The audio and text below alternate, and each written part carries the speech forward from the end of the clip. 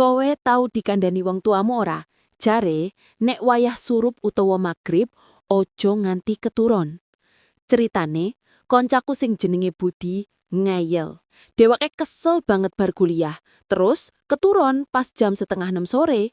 Kamare ning pojokan, peteng, gorden lali ora ditutup.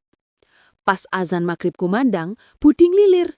Tapi awake kaku, ora iso diobahke babar blas. Ketindihan, dodo rasane sesek, kaya ana sing lungguh ning dhuwure weteng. Hawane dadi adem jekut. Terus, irunge ngambu ganda kembang melati sing nyengat banget. Budi meksa melek.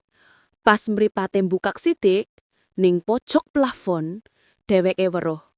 Ana sirah wong wadon, rambute dawa nglewer tekan ngisor. Raine pucet, mripate bolong, lagi nyawang Budi karo mesem. "Wis tangi, Mas. Gantian aku sing teru kene ya." Mula kuwi yen wis wayah surup ndang tangi, aja nganti dheweke sing nangikke kowe.